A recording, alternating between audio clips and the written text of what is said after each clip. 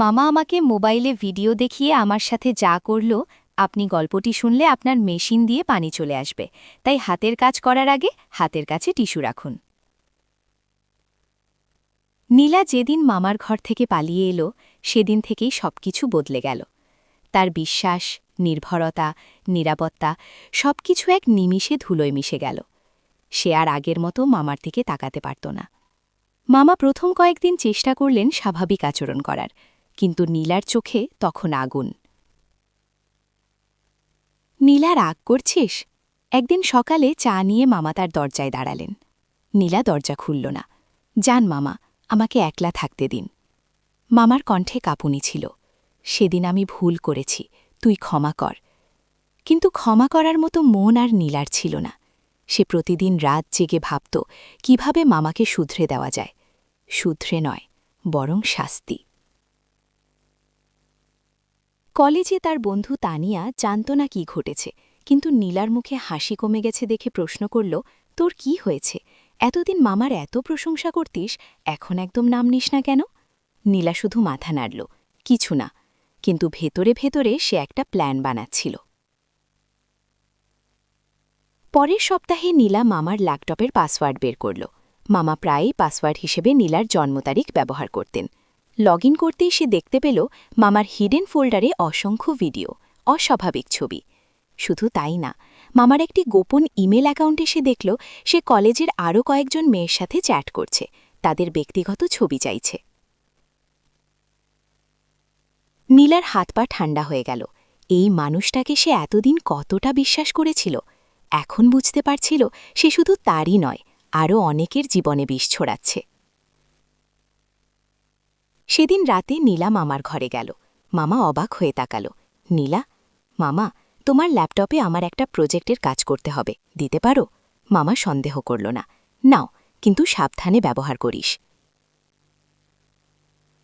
নীলা laptop নিয়ে তার ঘরে এসে সবকিছু ডাউনলোড করল, সব ভিডিও, সব চ্যাট হিস্ট্রি, সব ছবি।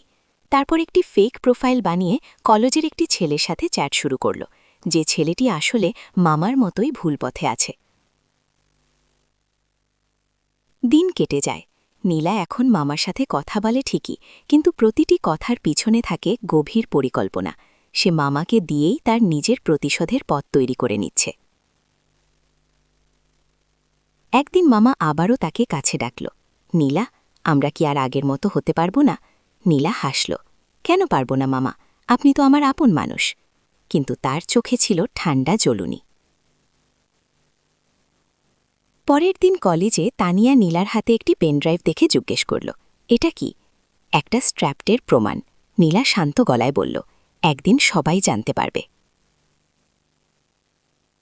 নীলা এখন শুধু সময়ের অপেক্ষায়। সে জানে প্রতিশোধ নেওয়া সহজ নয়, কিন্তু যারা নিষ্পাপ মানুষের বিশ্বাস ভাঙে তাদের শাস্তি হওয়া উচিত। সে এখন মামার পাপের সাক্ষী, শুধু তার নিজের না, আরও অনেক মেয়ের নিরাপত্তা বিপন্ন করার প্রমাণ সে জমা রেখেছে। এক রাতে মামা আবারও তার দরজায় কড়া নাড়ল।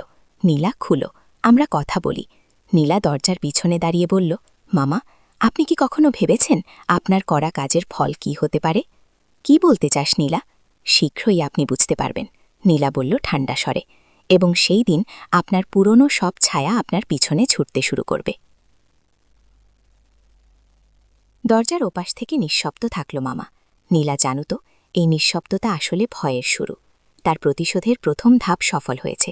এখন সে শুধু সময় গুনছে, কখন সে সবকিছু প্রকাশ করবে, কখন মামার মুখোশ উন্মোচিত হবে সবার সামনে। নীলার মোবাইল বেজে উঠল। একটি অজানা নম্বর থেকে মেসেজ, তুমি একা নও, আমিও তোমার মামার শিকার, আমরা কথা বলতে চাই। নীলার হাত কাঁপতে লাগল। শুধু সে নয়, আরও কেউ আছে। প্রতিশোধ এখন ব্যক্তিগত নয়, সমষ্টিগত হতে চলেছে। সে জবাব দিল, কাল কলেজ লাইব্রেরি, সকাল 11টা। প্রতিশোধের এই পথে সে এখন একা নয়, এবং এই দলবদ্ধতা মামার পতনকে আরও নিশ্চিত করবে।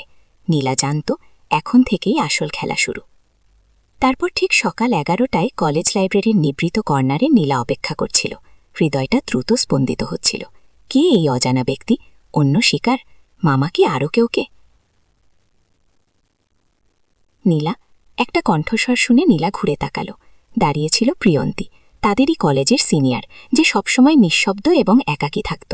তার চোখে ছিল এক গভীর বেদনা, যাকে বছরের পর বছর লুকিয়ে রেখেছিল। প্রিয়ন্তীদি, তুমি? নীলা বিস্মিত হয়ে প্রশ্ন করল। প্রিয়ন্তী পাশের টেবিলে বসে আস্তে করে বলল, তোমার মামা রিয়াজুল স্যার, সে গত বছর আমার প্রাইভেট টিউটর ছিল। তার কণ্ঠ কাঁপছিল। সে আমার বিশ্বাস ভেঙেছিল। আমার ছবি, ভিডিও। নীলা শ্বাস আটকে গেল।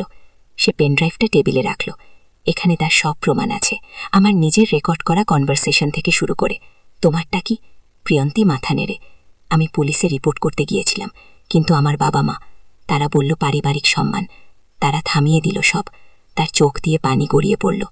কিন্তু আমি প্রমাণ রেখেছি, ডায়েরি, মেসেজ, সব। 2 মেয়ে মিলে তাদের তথ্য শেয়ার করতে লাগল। দেখা গেল মামা রিয়াজুল একটি পদ্ধতিগতভাবে কাজ করছিল। সবসময় কিশোরী মেয়েদের বেছে নিত, যারা বাড়িতে উপেক্ষিত বা একাকী বোধ করত। সে প্রথমে তাদের বিশ্বাস অর্জন করত, বন্ধু হয়ে উঠত। তারপর আমরা একা না, প্রিয়ন্তী বলল। আমি আরও 2 জনকে চিনি। তারা এখন অন্য কলেজে। তারা কথা বলতে রাজি। নীলার মোবাইল আবার বেজে উঠল। এবার মামার মেসেজ। নীলা, তোমার কিছু হয়েছে? আজ তুমি একটু অন্যরকম লাগছিলে। আমরা রাতে কথা বলবো। নীলা প্রিয়ন্তীর দিকে তাকালো। প্রিয়ন্তী দৃঢ় কণ্ঠে বলল, বলো যে তুমি অসুস্থ, আজ রাতে দেখা করবে না। আমাদের প্ল্যান করতে হবে। নীলা জবাব দিল, মামা, আজ মাথা ধরছে, রাতে তাড়াতাড়ি ঘুমাতে যাব, কাল কথা বলবো।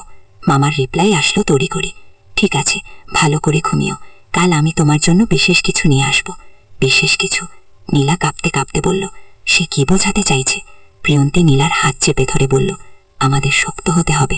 সে বুঝতে পেরেছে তুমি দূরে সরে যাচ্ছ। এখন সে হয়তো চাপ দিবে, কিন্তু আমরা কি করব? নীলার কণ্ঠে হতাশা মিশেছিল। আমরা সাইবার ক্রাইম ইউনিটে যাব, প্রিয়ন্তী দৃঢ়ভাবে বলল। আমি 1 বছর আগে একজন উকিলের সাথে কথা বলেছি। তিনি বলেছিলেন আমাদের মতো একাধিক শিকার একসাথে এগিয়ে গেলে কেস শক্ত হয়। কিন্তু পারিবারিক সম্মান, আমার বাবা মা। নীলার চোখে ভয়। নীলা, আমাদের নিরাপত্তা পারিবারিক সম্মানের চেয়ে গুরুত্বপূর্ণ, প্রিয়ন্তী বলল। আর যদি আমরা এখনই না থামাই, সে আরও মেয়ের জীবন নষ্ট করবে। লাইব্রেরির জানালা দিয়ে পড়ন্ত বিকেলে সূর্যরশ্মি আসছিল। 2 তরুণী সেখানে বসে একটি পরিকল্পনা তৈরি করতে লাগলো। কিভাবে তারা অন্যান্য শিকারদের খুঁজে বের করবে, কিভাবে প্রমাণ সংগ্রহ করবে, কিভাবে কর্তৃপক্ষের কাছে যাবে। হঠাৎ নীলার ফোন বেজে উঠল আবার। এবার তার মা। নীলা, তুমি কোথায়? মামা বলছে তুমি আজ কলেজ থেকে ফিরনি। নীলার গলা শুকিয়ে গেল। মামা ইতিমধ্যেই তার উপর নজরদারি শুরু করে দিয়েছে। সে প্রিয়ন্তীর দিকে তাকালো, যে ইশারায় বলল, স্বাভাবিক থাকো। মা, আমি বন্ধুর সাথে প্রজেক্ট নিয়ে কাজ করছি, এখনই ফিরব। নীলা স্বাভাবিক গলায় বলল। ফোন কেটে দিকেই প্রিয়ন্তী বলল, আমাদের সময় কম। সে সন্দেহ করছে। আমি কালই বাবা মাকে বলবো। নীলা সিদ্ধান্ত নিল, আমি পারবো না আর লুকিয়ে রাখতে। প্রিয়ন্তী মাথা নাড়ল। না, এখনই না। আমাদের প্রথমে প্রমাণ গোছাতে হবে, উকিলের সাথে কথা বলতে হবে, তারপর পরিবারকে বলবো। সন্ধ্যা নেমে এলো। নীলা বাড়ি ফিরতেই দেখল মামা লাউঞ্জে অপেক্ষা করছে, তার হাতে একটি ছোট উপহারের প্যাকেট। নীলার হৃদয় দ্রুত স্পন্দিত হচ্ছিল। সে জানত এই উপহারটা হয়তো কোনো ফাঁদ, কিন্তু এবার সে প্রস্তুত ছিল। ধন্যবাদ মামা, সে শান্ত কণ্ঠে বলল, কিন্তু আজ আমি কিছুই নেব না। আমি খুব ক্লান্ত। মামার মুখের হাসি ম্লান হয়ে গেল। কেন? তুমি কি আমার উপর রাগ করেছ নীলা? নীলা সরাসরি তার চোখের দিকে তাকিয়ে বলল, রাগ কেন করব মামা?